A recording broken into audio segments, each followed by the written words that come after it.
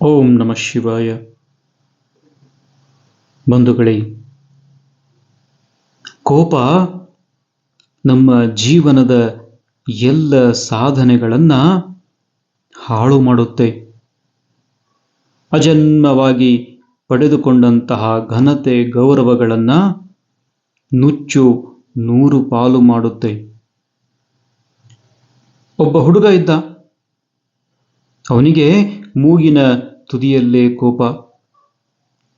ಸಣ್ಣ ಪುಟ್ಟ ವಿಷಯಗಳಿಗೂ ಕೂಡ ತುಂಬಾ ಸಿಟ್ಟನ್ನ ಮಾಡಿಕೊಳ್ತಾ ಇದ್ದ. ಅತ್ಯಂತ ಅನಾಹುತ ಆಗುವಂತಹ ರೀತಿಯಲ್ಲಿ ಪ್ರತಿಕ್ರಿಯೆಯನ್ನ ಮಾಡ್ತಾ ಇದ್ದ.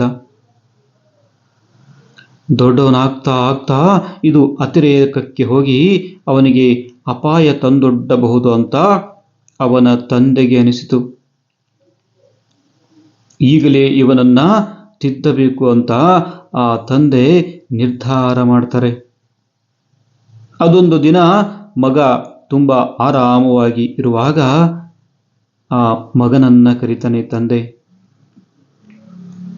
ಒಂದು ಪ್ಯಾಕೆಟ್ ಮೊಳೆಯನ್ನ ಕೊಡ್ತಾನೆ. ಅದರಲ್ಲಿ ಸುಮಾರು 100-200 ಮೊಳೆಗಳಿದ್ದವು. ಅದರ ಜೊತೆಗೊಂದು ಸುತ್ತಿಗೆಯನ್ನು ಕೊಟ್ರು. ಸೀದಾ ಮನೆ ಮುಂದಿದ್ದ ಮರದ ಬೇಲಿಯ ಬಳಿಗೆ ಮಗನನ್ನ ಕರೆದುಕೊಂಡು ಹೋಗ್ತಾರೆ. ಮತ್ತು ಹೇಳ್ತಾರೆ ಮಗನಿಗೆ, ನೋಡು, ಯಾಕೆ ಅಂತ ಈಗ ನಾನೇನನ್ನು ಹೇಳೋದಿಲ್ಲ. ನೀನು ಅದನ್ನು ಕೇಳಲೂಬಾರದು. ನೀನು ಯಾವಾಗೆಲ್ಲ ತಾಳ್ಮೆಯನ್ನ ಕಳೆದುಕೊಂಡು ಕೋಪ ಮಾಡ್ಕೊಳ್ತೀಯೋ ಅಂತ ಪ್ರತಿ ಸಂದರ್ಭದಲ್ಲಿಯೂ ಒಂದು ಮರದ ಬೇಲಿಗೆ ಒಂದು ಮೊಳೆಯನ್ನ ಹೊಡೆಯಬೇಕು. ಆ ಮಗನಿಗೆ ವಿಚಿತ್ರ ಅನ್ನಿಸ್ತು. ಆದರೂ ಕೂಡ ಅಪ್ಪನ ಮಾತಿಗೆ ಒಪ್ಪಿಕೊಂಡ. ಈ ಟಾಸ್ಕ್ನ ಮೊದಲ ದಿನ. ಒಂದೇ ದಿನಕ್ಕೆ ಬರೋಬ್ಬರಿ 37 ಮೊಳೆಗಳನ್ನ ಹೊಡೆದ. ನಿಜಕ್ಕೂ ಮೊಳೆ ಹೊಡೆದು ಅವನ ಕೋಪ ಹೆಚ್ಚಿತ್ತು ಅನ್ಸುತ್ತೆ. ಇನ್ನೂ 2 ಮೊಳೆ ಹೊಡೆದ. ಕೆಲವು ಮೊಳೆಗಳು ಬೆಂಡಾಗಿದ್ವು. ಕೆಲವು ಎಷ್ಟು ಹೊಡೆದರೂ ಒಳಗೆ ಹೋಗುತ್ತಿರಲಿಲ್ಲ. ಕೆಲವು ಮೊಳೆಗಳು ಹೊಡೆಯುವ ಭರದಲ್ಲಿ ಕೈಗೆ ಏಟು ಕೂಡ ಬಿದ್ವು. ಆದರೆ ಹುಡುಗ ಕೊಟ್ಟಿದ್ದ ಟಾಸ್ಕ್ ಅನ್ನ ನಿಲ್ಲಿಸಲಿಲ್ಲ. ಇದು ಅವನ ಪುಣ್ಯವೋ ಅಥವಾ ಅವನ ತಂದೆಯ ಪುಣ್ಯವೋ ಗೊತ್ತಿಲ್ಲ. ಪ್ರತಿದಿನ ಆತ ಕೋಪಗೊಳ್ಳುವುದು, ಮೊಳೆ ಹೊಡೆಯುವುದು ಮುಂದುವರಿತಾನೇ ಇತ್ತು.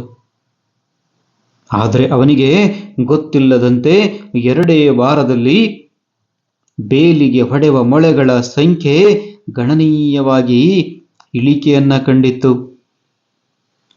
ಹೀಗೆ ಬೇಲಿಗೆ ಮೊಳೆ ಹೊಡೆಯುವುದಕ್ಕಿಂತ ಕೋಪ ಅದುಮಿಟ್ಟುಕೊಳ್ಳದೆ ಸಲೀಸು ಎಂದು ಅವನಿಗೆ ಅನ್ನಿಸತೊಡಗಿತು.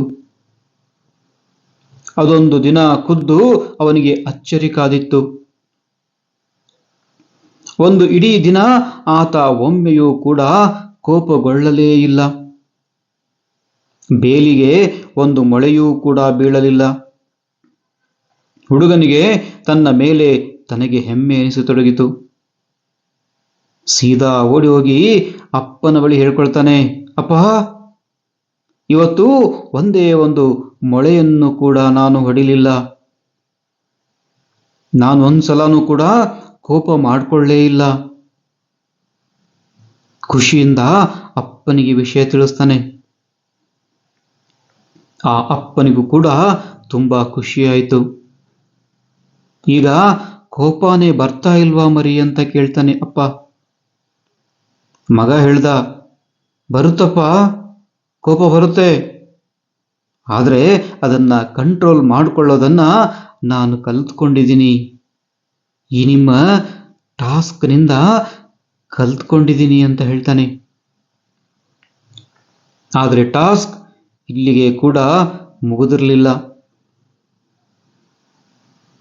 ಬೇಲಿಯ ಬಳಿ ಕರೆದುಕೊಂಡು ಬಂದಂತಹ ಅಪ್ಪ ಹೇಳ್ತಾನೆ, ಇವತ್ತಿಂದ ನಿನಗೆ ಇನ್ನೊಂದು ಸವಾಲು, ಇನ್ನೊಂದು ಟಾಸ್ಕ್.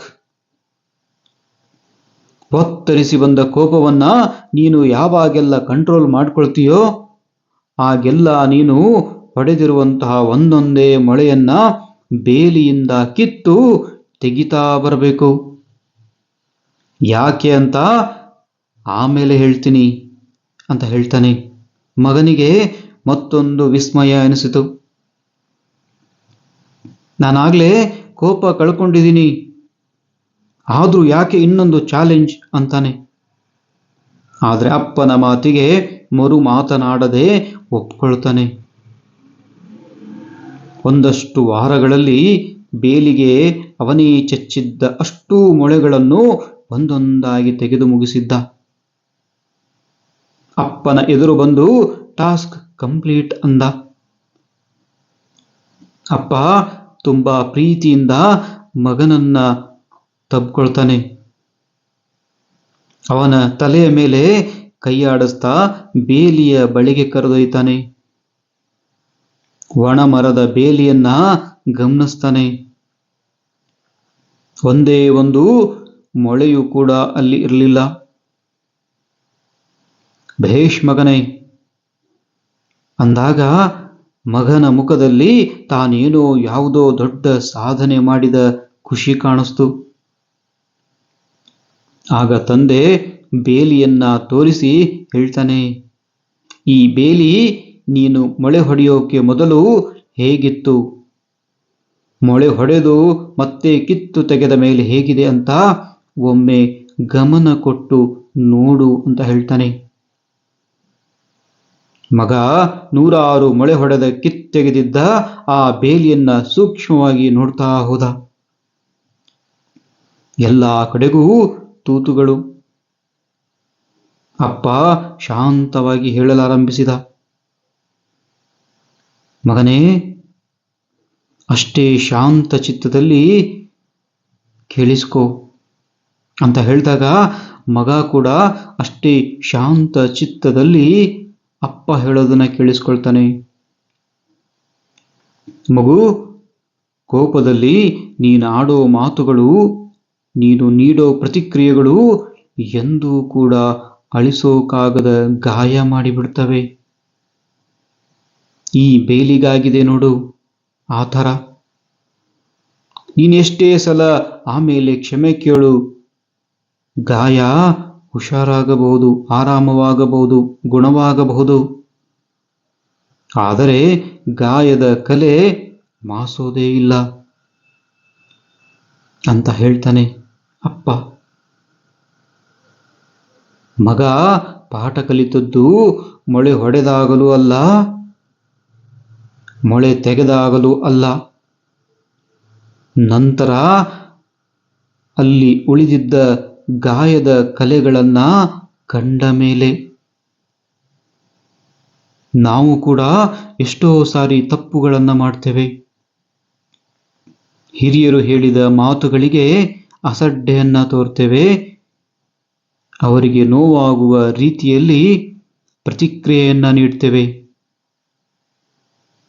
ಆದರೆ ಆ ಮಾತುಗಳಿಗೆ ಎಷ್ಟು ನೋವುಂಟಾಗುತ್ತೆ ಅನ್ನೋದನ್ನ ನಾವು ಜ್ಞಾಪಿಸಿಕೊಳ್ಳುವುದೇ ಇಲ್ಲ. ಇದನ್ನೇ ನಾವು ಯೋಚಿಸಬೇಕು. ಮಾತನಾಡುವುದಕ್ಕಿಂತ ಮೊದಲು ನಾವು 100 ಸಾರಿ ಯೋಚಿಸಬೇಕು. ಯೋಚಿಸಿ. ಕೋಪ ಸಹಜ, ಅದನ್ನ ತಡೆದುಕೊಂಡರೆ ಸಂತೋಷವೇ ಸಿಗುವುದು. ಆಯ್ಕೆ ನಿಮ್ಮದು ಬಂಧುಗಳೇ. ಈ ವಿಡಿಯೋ ನಿಮಗೆ ಇಷ್ಟವಾದಲ್ಲಿ ಮತ್ತು ಪ್ರತಿನಿತ್ಯ ಇಂತಹ ಸಂದೇಶಗಳನ್ನು ಪಡೆಯಲು ಈ ಗುರುಸೇವಕನ ಯೂಟ್ಯೂಬ್ ಚಾನಲನ್ನು ಲೈಕ್ ಮಾಡಿ, ಸಬ್ಸ್ಕ್ರೈಬ್ ಮಾಡಿ, ಕಾಮೆಂಟ್ ಮಾಡಿ ಮತ್ತು ಇಷ್ಟ ಆದರೆ ತಪ್ಪದೆ ಇತರರಿಗೂ ಶೇರ್ ಮಾಡಿ. ಸದಾಕಾಲ ಸಕಾರಾತ್ಮಕವಾಗಿ ಯೋಚನೆಯನ್ನ ಮಾಡಿ. ಶುಭ ದಿನ, ಶುಭವಾಗಲಿ ಬಂಧುಗಳೇ.